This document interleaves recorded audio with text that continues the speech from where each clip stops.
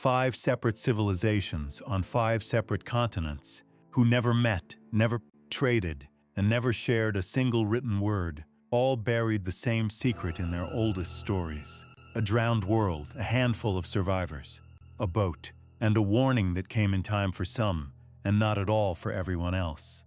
That should not be possible. A shared pottery style can spread by trade, a shared tool can spread by migration, but a complete narrative, with a beginning, a villain, a vessel, and an ending, surfacing on opposite sides of an ocean that, according to the official record, nobody on Earth had any business crossing, that is not supposed to happen by accident. And yet there it is, on a Sumerian clay tablet older than the Bible itself, in the Hebrew book of Genesis, in the sacred text of the Maya, in Hindu scripture, in Aboriginal Australian memory passed down with no writing at all.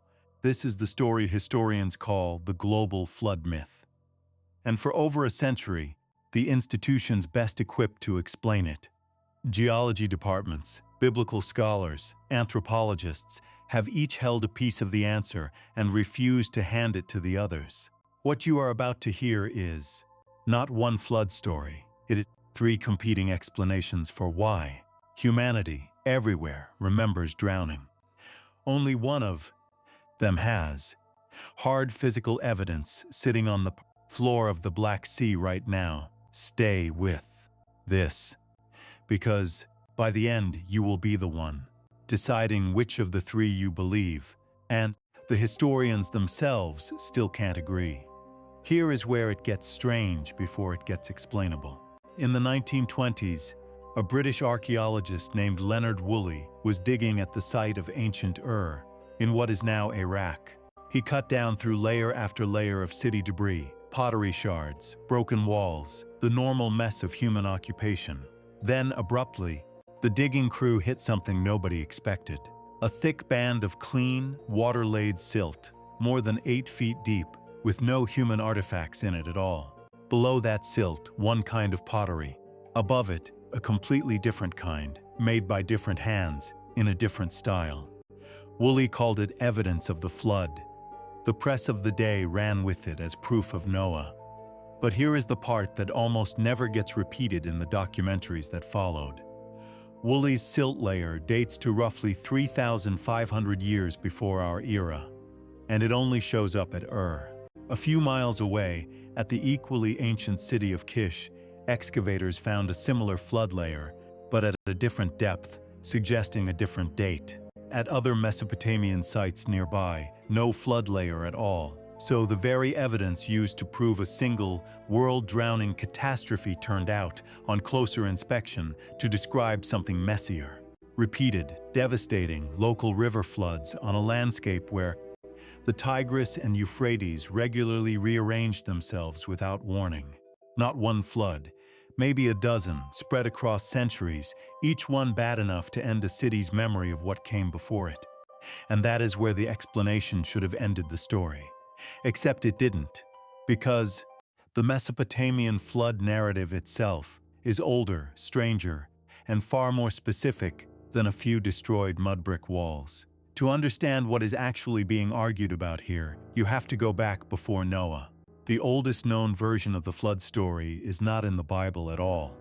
It is in the Sumerian Eridu Genesis, fragments of which survive on clay tablets dated to around 1,600 years before our era, describing events the Sumerians themselves believed happened centuries earlier still.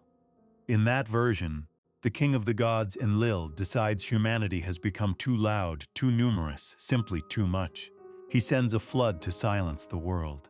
One man, Ziusudra, is warned in advance by another god, speaking through a wall, and builds a boat. He survives. The gods, apparently regretting their own decision, grant him immortality afterward.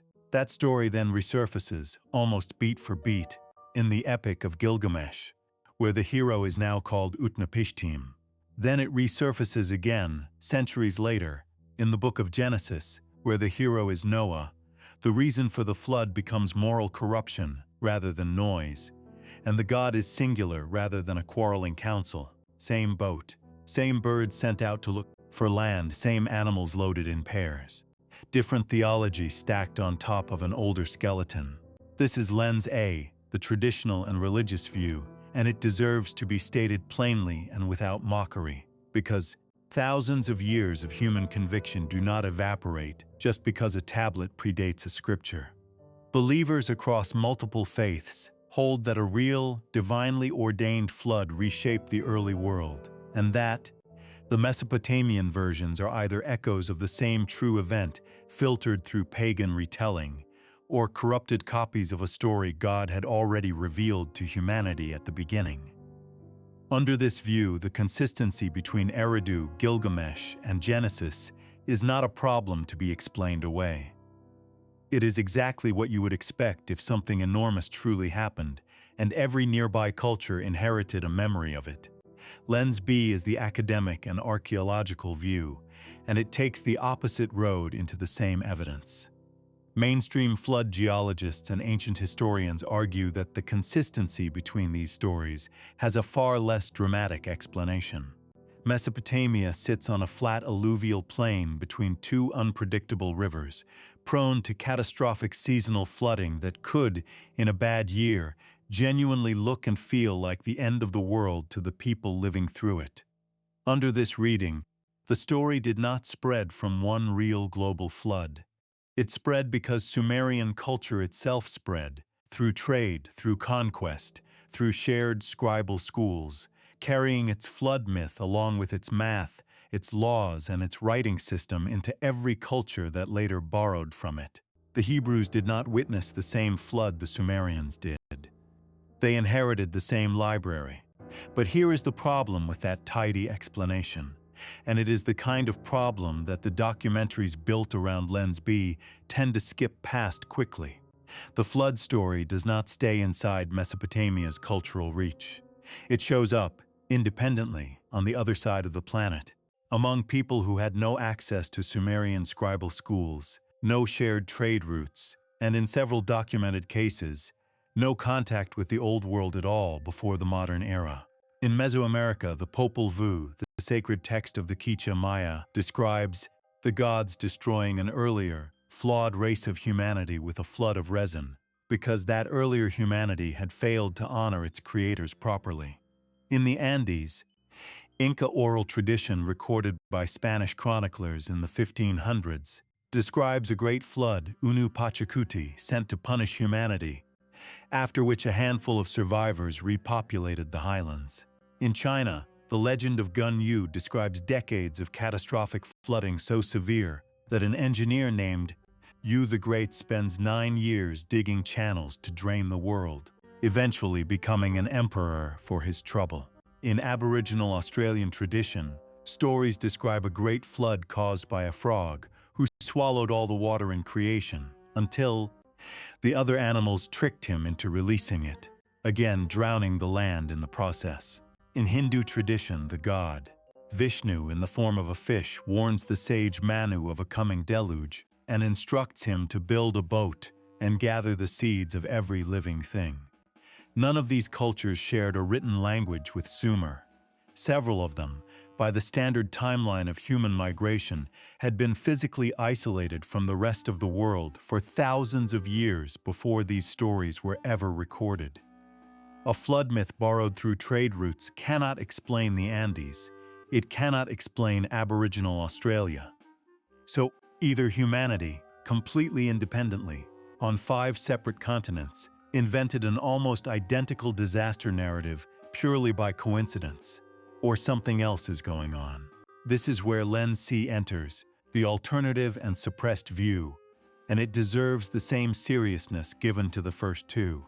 A number of independent researchers, working largely outside university archaeology departments, argue that flood mythology, this consistent across isolated cultures, points toward a genuine planetary-scale climate event near the end of the last ice age, somewhere between 11 and 12,000 years ago, when rapidly melting glacial ice sheets triggered sudden, repeated sea level rises of staggering speed. Geologists studying ancient coastlines have confirmed that sea levels did rise by more than 120 meters at the end of the last glacial period, and that, At least one of those rises, known to climate scientists as meltwater pulse 1A, happened astonishingly fast, on the order of centuries rather than millennia. Coastal settlements, river valleys, and low-lying farmland that supported early human populations would have been submerged within living memory again and again for generations. Under this view, every culture's flood story is not a borrowed myth and not a single supernatural punishment. It is humanity's collective folk, memory of the actual traumatic end of the world they knew. The Ice Age coastline, encoded independently into oral tradition long before any of these cultures developed writing to record it more precisely. And that brings the case to its hardest piece of physical evidence, the one that does not depend on interpreting an old story at all. In 1994, marine archaeologists exploring the floor of the Black Sea, off the coast of modern Turkey, located something that should not exist underwater. The remains of what appears to be an ancient, sunken shoreline, complete with what researchers identified as possible structural remnants, and what some have argued resemble drowned settlements, sitting more than 300 feet below the current surface. A 1997 hypothesis published by marine geologists William Ryan and Walter Pitman proposed that the Black Sea had once been a smaller, isolated freshwater lake, until rising Mediterranean waters breached a natural barrier at the Bosporus, roughly 7,500 years ago, sending a catastrophic wall of salt water pouring in and expanding the lake's shoreline by hundreds of feet within a span that may have been measured in months, not centuries. Ryan and Pitman went further than most geologists are usually willing to go in print.